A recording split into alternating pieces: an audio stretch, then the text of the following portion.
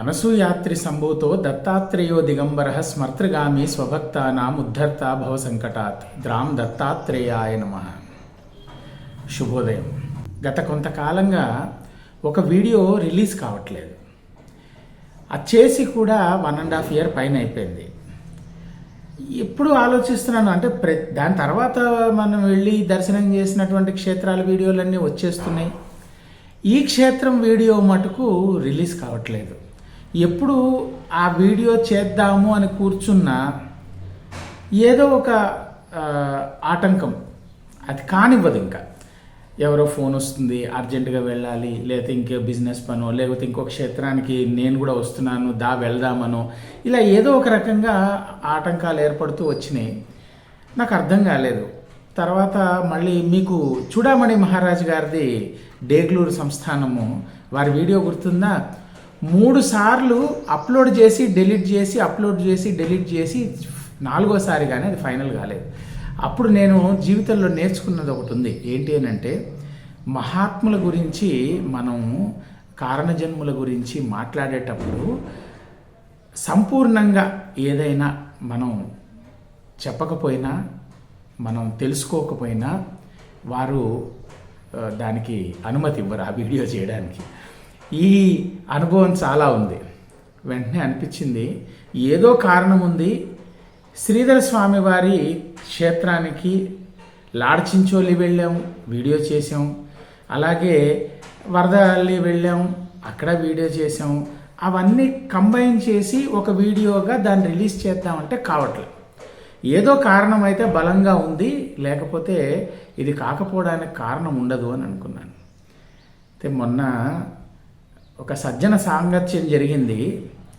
ఆ సమయంలో కొన్ని అనుకోకుండా, అంటే ఈ శ్రీధర స్వామి వారి చరిత్ర గురించి మాట్లాడుకునే, ఒక సత్సంగం చేసుకునే భాగ్యం కలిగింది. వెంటనే వారు ఒక మాట అన్నారు నాతో పాటు సత్సాంగత్యం చేస్తున్న వాళ్ళు. ఆ సత్సంగంలో మనకి ఏంటంటే కొన్ని విషయాలు బయటపడ్డాయి. అరే ఇదేంటి, ఇలా కూడా ఉందా శ్రీధర స్వామి వారి చరిత్ర? అయితే మనం దీన్ని ఏదో మరి వెంటనే తెలుసుకోవాలి అని అనుకున్నాం. అయితే నిన్న రథసప్తమి, వారితోటే కృష్ణ పురోహిత్ గారు వారితోటే ఓల్డ్ సిటీ వెళ్ళడం జరిగింది. ఎందుకంటే ఓల్డ్ సిటీలో సాధారణంగా కొన్ని రకాలుగా అనుమానాలు ఉంటాయి, రెస్ట్రిక్షన్స్ ఉంటాయి. ఎవరు పడితే వాళ్ళు వెళ్తే అంత తొందరగా యాక్సెప్టెన్స్ అనేది రాదు. అంటే అక్కడ ఉన్న కారణాలు అనేకం. అయితే వెంటనే వారు ఉండేసి రండి మనం వెళ్దామన్నారు. సరే వెళ్ళాము. అయితే ఎన్ని మహాత్ముల సన్నిధానాలు దర్శనం చేసే భాగ్యం కలిగింది నిన్నంటే అసలు ఆనందానికి అవరోధాలు లేవు. అలాంటి ఒక చక్కటి అలౌకికమైన భావోద్వేగం అంటాం కదా, అటువంటి దాంట్లో నిన్న మునిగి తేలినటువంటి నిన్న సుదినం. నిన్న కొంతమంది మహాత్ముల పరిచయం ముందుగా ఈ వీడియోలో చేస్తాను. ఆ తర్వాత శ్రీధర స్వామి వారిది ఒక బ్రహ్మాండమైన వీడియో వస్తుంది. కాస్త నిడివి పెద్దగా ఉంటుంది. మేబీ అది ఒక 30-40 నిమిషాలు కూడా ఉండొచ్చు, గంట కూడా ఉండవచ్చు. నేను ఇప్పుడే చెప్పలేను. ఎందుకంటే వారి చరిత్ర చాలా దివ్యమైన చరిత్ర శ్రీధర స్వామి వారిది. ఒక మనిషి ఎటువంటి పరిస్థితుల్లో కూడా ఆనందంగా ఎలా గడపవచ్చు, ఎలా భగవంతుడితో అనుసంధానమై మనం సంతోషంగా జీవించవచ్చు, మనం ఎటువంటి పరిస్థితుల్లో ఉన్నా సరే అనే ఒక మహా సందేశాన్ని అందించినటువంటి మహా చరిత్ర శ్రీధర స్వామి వారిది. ఈరోజు వారి అనుగ్రహం కలిగింది అనుకుంటాను. రండి, మహాత్ముల పరిచయంలో పార్ట్ 1 ఒక మహాత్ముల వారి స్థానానికి వెళ్దాం. పార్ట్ 2లో ఆ పక్కనే, ఎక్కువ దూరంలో ఉండదు, శ్రీధర స్వామి వారికి కనెక్టివిటీ. ఇదంతా కూడా శ్రీధర స్వామి వారికి కనెక్టివిటీ. ఇంకొక మహాత్ముల స్థానం. ఆ తర్వాత మళ్ళీ హైదరాబాద్లోనే ఇంకో మహాత్ముల స్థానం. ఇవి కూడా చూపిస్తాను పార్ట్ బై పార్ట్. మహాత్ముల పరిచయం కింద ఇంకా సీరియల్గా వస్తాయి. హైదరాబాదులో బ్రహ్మాండమైన మహాత్ముల సన్నిధానాలు ఉన్నాయి. అంటే వీరందరి గురించి తెలుసుకుంటే ఏంటి అని అంటే మనలోని మానసిక మాలిన్యాలు అనేవి ఏవైతే ఉన్నాయో అవి దూరం అయిపోతాయి. అవి దూరం అయితే దైవ దర్శనం మనస్సులోనే ఎప్పుడైనా కలుగుతుంది కదా. అందుకే ఈరోజు మన సజ్జన సాంగత్యం మహాత్ముల పరిచయంలో మొదటి భాగం. రండి, హైదరాబాద్లోని ఓల్డ్ సిటీకి వెళ్ళి వద్దాం.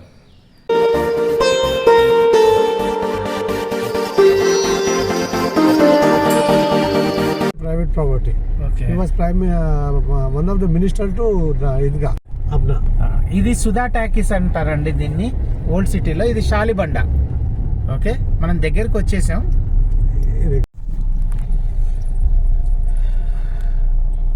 ఇది ఉప్పుగూడ, అంటే లెఫ్ట్కి వెళ్ళిపోతే చాంద్రాయణ గుట్ట. ఇవి చిన్న గల్లీలు ఉంటాయి. ఓకే, మన ఈ చిన్న గల్లీలలోనే వెళ్ళాలి. 5 ఫీట్లు 6 ఫీట్లు మ్యాక్సిమం 10 ఫీట్ల కంటే ఎక్కువ ఉండదు గల్లీ. ఇప్పుడు మనం ఎంటర్ అయింది బడ్జీబాబు ఆశ్రమంలోకి. వీరు మహాసంతులు. వాళ్ళ ఎంత శుభదినం అంటే మహా సంతుల యొక్క స్థానాలకు వచ్చే అవకాశం దొరికింది.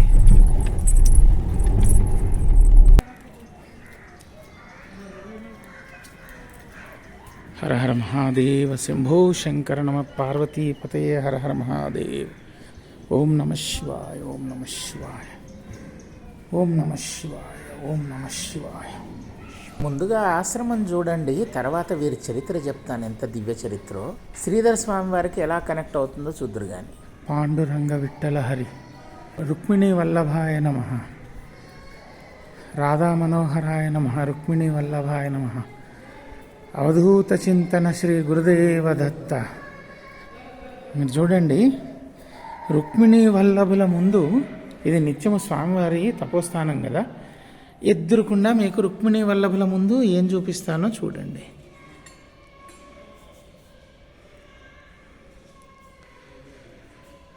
స్వామివారు నిత్యము ఆరాధించినటువంటి దత్తాత్రేయుల వారి విగ్రహం. అంతేకాకుండా వీరు రుక్మిణీ వల్లభుల్ని పూజించడమే కాదు, వీరు భక్తి గానం చేయడమే కాదు, పార్థివలింగాన్ని ప్రతిరోజు కూడా అభిషేకించేవారు ఈ రామలింగేశ్వర స్వామి వారితో పాటుగా. అంతటి మహాదత్తభక్తులు, అంతటి మహాభక్తులు శ్రీ గురుదేవ దత్త. ఈరోజు మనం భట్జీ మహారాజ్ వారి దివ్య ఆశ్రమానికి వచ్చాము. ఈ ఆశ్రమంలో ఎంత పాజిటివ్ వైబ్స్ ఉంటాయి, ఎంత ఇక్కడ దత్తసేవ జరుగుతుంది, ఇవన్నీ. ద్వాదశి అన్నదానం, ద్వాదశి అంటే ప్రతి నెల కూడా తప్పనిసరిగా శుక్లపక్ష ద్వాదశి పారణ, అలాగే కృష్ణపక్ష ద్వాదశి పారణ రెండూ కూడా జరుగుతాయి. కొన్ని వేల మంది ఇక్కడ భక్తులు వచ్చి నిత్యము కూడా భిక్ష తీసుకొని వెళ్తూ ఉంటారు. మహాస్థానం, దాని గురించి ఇవాళ స్వామివారిని అడిగి తెలుసుకుందాం. गुरुदेव दत्त महाराज, इस स्थान के बारे में बताइएगा. ये स्थान ब्रह्मीभूत బాలకృష్ణానంద స్వామి, శ్రీ బాలకృష్ణ భట్ మహారాజ్ గారు, వారిని అందరూ కూడా ప్రేమగా భట్జీ బాపు అని పిలుస్తారన్నమాట. వారు 18వ శతాబ్దంలో జన్మించారు. వీరు మహారాష్ట్ర వాస్తవ్యులు కానీ హైదరాబాదు ఇక్కడ నివాసులు వాళ్ళు. అయితే ఆ రోజుల్లో నిజాం పరిపాలనలో హైదరాబాదులో ఎటువంటి సాంస్కృతిక కార్యక్రమాలు కానీ, హైందవ సంస్కృతికి సంబంధించిన భజన కీర్తనలు కానీ, సంగీత కార్యక్రమాలు కానీ అలౌ చేసేవాళ్ళు కాదు, నిషేధం.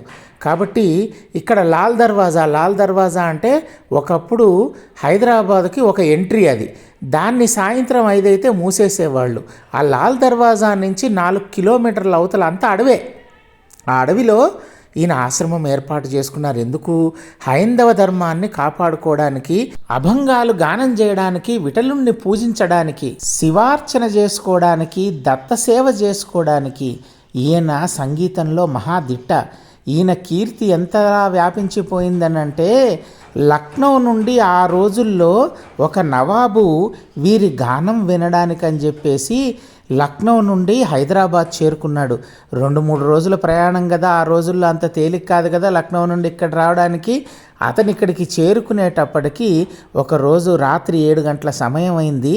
ఎవరబ్బా ఈ రాత్రి నా కోసం వచ్చారని చూస్తే ఆ వచ్చిన నవాబు ముసల్మాన్ అయినా కూడా, అయ్యా నేను లక్నో నుండి వచ్చాను, నేను ప్రత్యేకించి మీ గానం వినడానికి వచ్చాను, మీ గానం గురించి అందరూ కూడా భారతదేశం అంతా చర్చించుకుంటున్నారని చెప్తే ఈయన అలాగా అయితే ఒక 5 నిమిషాలు కూర్చోండి అని చెప్పేసి ఇంకప్పుడు అభంగాలు గానం చేయడం మొదలుపెట్టారు ఆయన. రాత్రి పొద్దుపోయింది, అర్ధరాత్రి దాటింది, తెల్లవారుజామున కావస్తోంది. అయినా ఆ వచ్చిన అతిథి నాకు ఇంకా మనసు నిండలేదు, ఇంకా పాడండి అంటే అప్పుడు స్వామివారు అన్నారు, అయ్యా సూర్యోదయ సమయం అయింది, నేను ఇంకా పాడలేను అని అన్నారు. ఆయన అడిగాడు ఎందుకండి అని అంటే, అయ్యా నిన్న సాయంత్రము మా ఇంట్లో ఒకరు గతించిపోయారు, అందుకని నేను ఇంకా పాడలేను, తెల్లవారితే మేము ఆ శవానికి అంత్యక్రియలు నిర్వహించుకోవాలి, కాబట్టి నేను పాడలేను, క్షమించండి అంటే ఆ వచ్చిన అతిథి ఆశ్చర్యపోయాడు. ఇంట్లో ఒక కుటుంబ సభ్యుడు మరణించినా కూడా వచ్చిన అతిథిని అలక్ష్యం చేయకూడదు, అది కూడా అడిగింది. ఆ పాండురంగ విఠలుడి అభంగగానం వినిపించమని కోరాడు కాబట్టి ఈయన వెనక ముందు ఆలోచించకుండా రాత్రంతా కూడా నా కోసం ఇంతటి మధురగానం చేశాడా అని ఆయన కాళ్లకు నమస్కరించేశాడు ఆయన. అంతేకాదండి, ఈయన కూడా అయాచితమే, ఎప్పుడు ఎవరిని చేయి చాచి ఏమీ అడగలేదు. అలాగని చెప్పేసి ఏకాదశి వ్రతము వదలలేదు, ద్వాదశి పారణ వదలలేదు. ద్వాదశి నాడు ఎంతమంది వచ్చినా సరే ఆనందంగా వారికి భిక్ష ఏర్పాటు చేశారు. అంతటి మహానుభావులు వారు, అంతటి దీక్షాపరులు వారు. 200 సంవత్సరాలుగా వీరి కుటుంబ సభ్యులు ఆ దీక్షని విడిచిపెట్టకుండా ప్రతి ద్వాదశికి పారణకి భిక్ష ఏర్పాటు చేస్తూనే ఉన్నారు. ఇది కదా దీక్ష అంటే. అంతటి మహానుభావుల స్థానంలో నిలబడి ఉన్నాం. వేరే ఒకళ్ళైతే ఇప్పుడు మీరు చూస్తున్నారు, వీరు కంటిన్యూస్గా ఆక్సిజన్ మీద ఉన్నారు. కేవలం మనం కోరిన మీదట వారు ఈ పరిస్థితిలో కూడా మనతో మాట్లాడుతున్నారు, ఈ చరిత్ర అంతా మనకి తెలియజేస్తున్నారు. ఇది కదండి దత్తభక్తి అంటే. ఇక్కడ దత్తపాదుకలు కూడా ఉన్నాయి, మీకు చూపిస్తాను కాసేపట్లో నేను. बाद में राजा राय के पास जाना आना था, वहाँ भागवत बोलते थे कथा, तो सोने के ऐसे आश्रय भी फेंक देते थे उनके ऊपर राजा लोग। उन्होंने जो है वो ले लेके रास्ते में मालूम होता लोग, अरे महाराज आ रहे, क्या दिए महाराज, क्या दिए, पूरा बांट के घर पे आते ऐसा। तो अभी भी है, अभी भी उनका गुप्त है अभी। हाय फाय कुछ नहीं है। जिस दिन दिवाली मस्त खाओ पियो मज़ा करो, भजन करो, पूजन करो। बाद में कछुआ कैसा रहता, अपना शरीर ढक लेके खामोश बैठो, ऐसा पवित्र स्थान है। अब हम तो यहाँ के नहीं, हम महाराष्ट्र से आए, 50 साल ढकल लिया, हम हमारी ज़िंदगी चले गई सेवा करते करते। अभी बच्चे हैं कर रहे, सबको आनंद मिलना, सबको भगवत भक्ति प्राप्त होती ये इच्छा। जमाना अच्छा नहीं है, सब अपन संगठित रहे तो ये काम चलने वाला। सही। तुम अलग अलग हो गए, ये तेरा ये मेरा, वो तो चलने वाला नहीं है, चलाने वाला कोई और है, अपन नहीं है। कहीं अपने को लगता है ना सही, जिस रास्ते से जा रहे हैं वो रास्ता सही है या नहीं है, तो अपन थोड़ा मन में तो विकल्प आता, वही अपन देख के चलना। आज ना कल कोई ना कोई आएगा, तुम्हारा कार्यक्रम करके चले जाएगा, उसका दृढ़ विश्वास रखना, उसकी सेवा करते रहे। శ్రీ గురుదేవ దత్త. స్వామి ప్రస్తుతము కంటిన్యూస్ ఆక్సిజన్ సపోర్ట్లో ఉన్నారు. అయినా కూడా క్షేత్రం గురించి అడగగానే తడుముకోకుండా మొత్తం క్షేత్రం యొక్క విశిష్టత మనకు తెలియజేశారు. నేను తర్వాత దీన్ని తెలుగులోకి ట్రాన్స్లేట్ చేసి మీకు అందిస్తాను. శ్రీ గురుదేవ దత్త. గురువుగారి స్థానం చూద్దాం.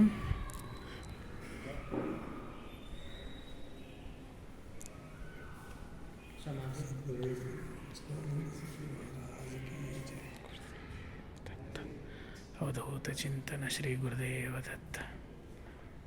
రుక్మిణి విఠల్ స్వామివారి దివ్యస్థానం ఇది. उन्होंने पार्थिव ये करते थे तो उनका बना के लगा से जाजिद एक है और एक स्टैचू है, ఓకే. वो आप नज़दीक से ले लो. अच्छा कवर. గురువు గారు భట్జీ మహారాజ్, రుక్మిణి విఠలులు. ఇక్కడ మీరు దత్తాత్రేయుల వారిని అలాగే దత్త పరంపరను కూడా చూడవచ్చు. శ్రీ గురుదేవ దత్త. స్వామినారాయణ మహారాజ్ మనం ఢిల్లీలో అక్కడంతా చూసాం కదా. మీరు ఇది స్వామివారి ఒరిజినల్ ఫోటో. ఇది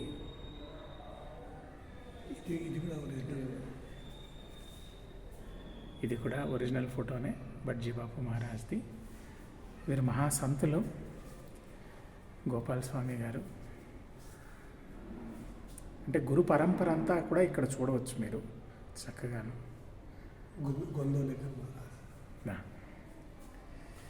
ఇప్పుడు మనం వీరు గొందోలేకర్ మహారాజ్ గారి ఆశ్రమానికి కూడా వెళ్తాం మనం కొద్ది రోజుల్లో.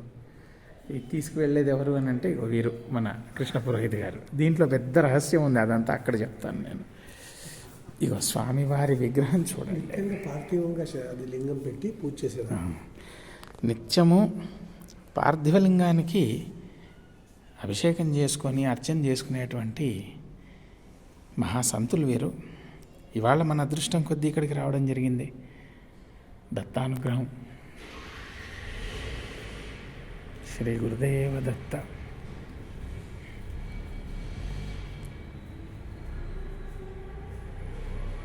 దివ్యస్థానం. స్వామివారు నిత్యము అర్చించుకున్నటువంటి శివలింగం సనాతన సిద్ధం. మనం ఇప్పుడు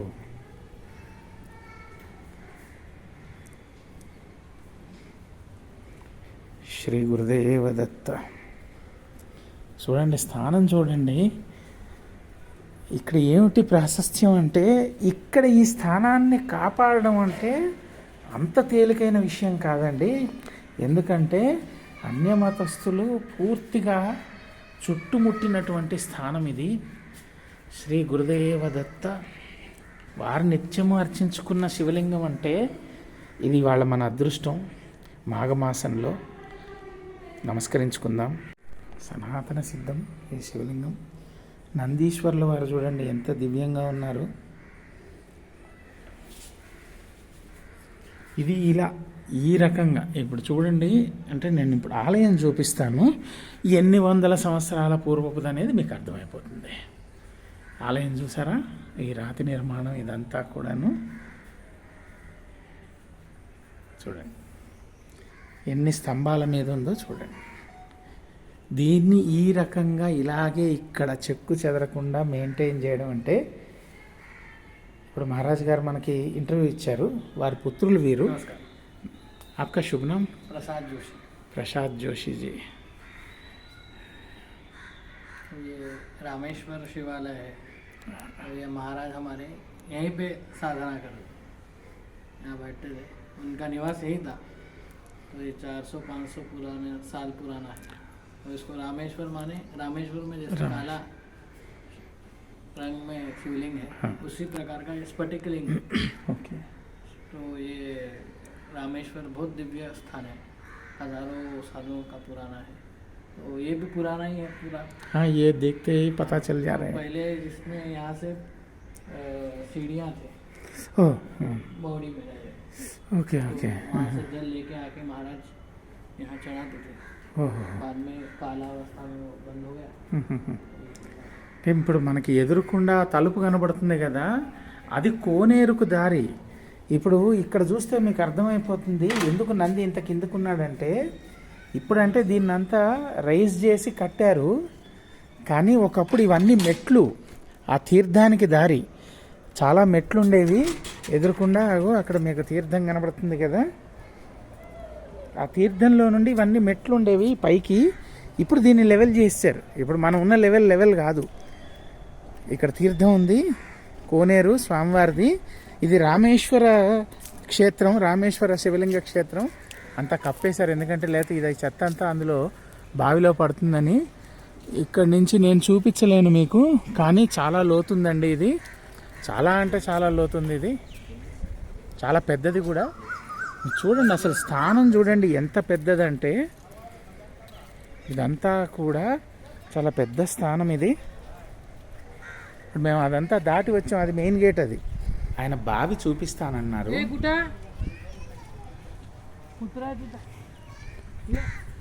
ఒకప్పుడు అడవి, ఎందుకనంటే మరి నిజాం పరిపాలనలో ఈ హిందూ భజనలు వాటికి పర్మిషన్ లేదు.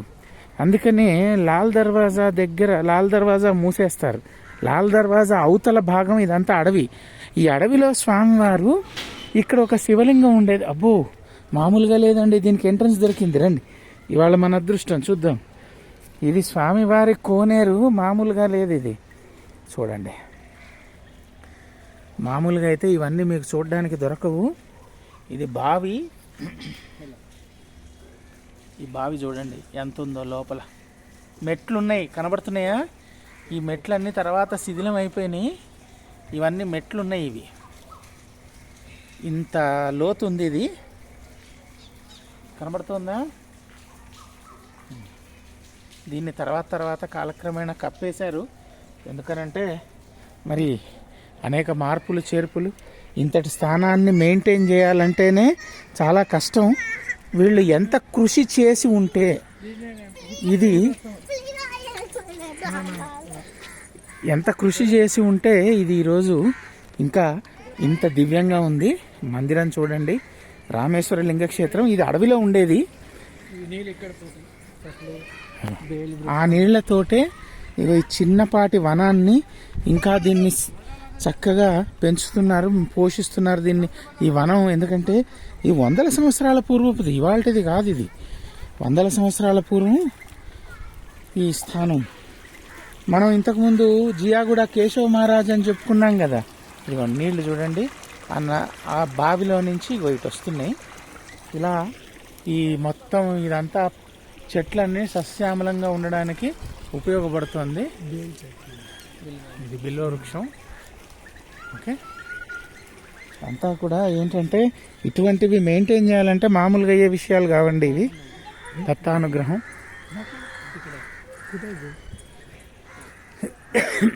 అసలు ఎదురుకుండా స్థానం చూడండి ఎంత బాగుందో. గోశాలకు వెళ్దాం రండి.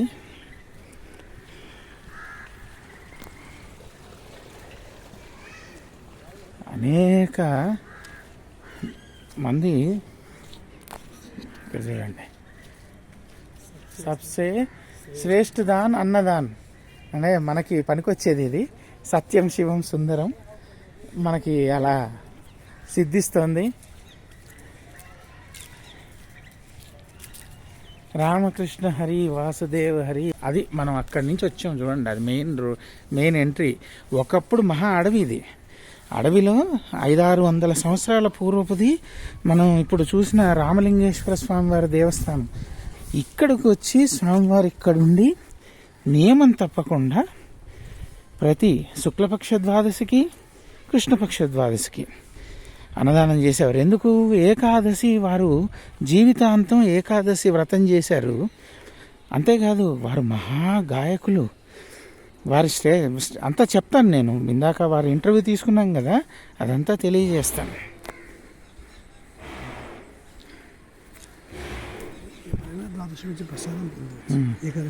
ఈ రోజుకైనా కూడా ఎవరైనా సరే, అంటే ఈ 400 సంవత్సరాలు 500 సంవత్సరాలుగా కూడా వస్తున్న పరంపర ఏమిటి మనకి. ఈ నాటికి కూడా ఎవరైనా సరే ద్వాదశి పారణ చేయాలనుకుంటే ఇక్కడికి రావచ్చు. ఇక్కడికి వస్తే ప్రసాదం దొరుకుతుంది తప్పకుండా, వచ్చిన వారందరికీ దొరుకుతుంది. అది గోశాల చూడండి ఎంత చక్కగా ఉందో. ఇటువంటి పరిస్థితుల్లో, ఇటువంటి స్థానంలో మెయింటైన్ చేయడం అంటే ఇది మామూలు మాటలు కాదు. మళ్ళా భక్తులు ఏంటంటే ఇక్కడికి వస్తూ ఉంటే ఈ క్షేత్రం అనేది అభివృద్ధి అవుతూ ఉంటుంది. అందుకని చెప్తున్నాను నేను. ఇది ఔదుంబర వృక్షం. ఇక్కడ దత్త పాదుకలు ఉన్నాయి చూడండి మీరు.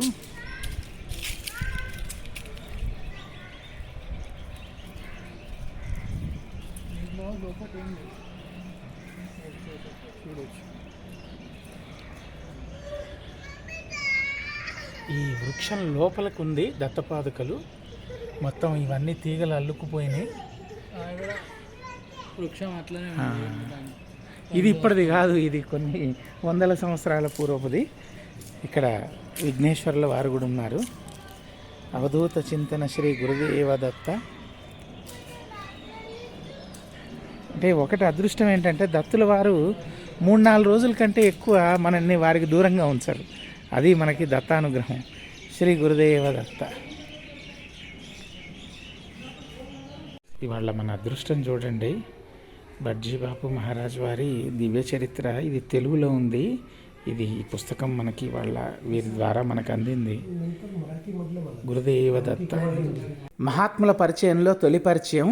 ఎందుకంటే ఈ పరిచయాలు అనేది నేను మీకు వీడియోలు అందించకుండా శ్రీధర స్వామి వారు నన్ను అసలైన వీడియో వారి వీడియో రిలీజ్ చేయనివ్వరు. అది నాకు అర్థమైపోయింది.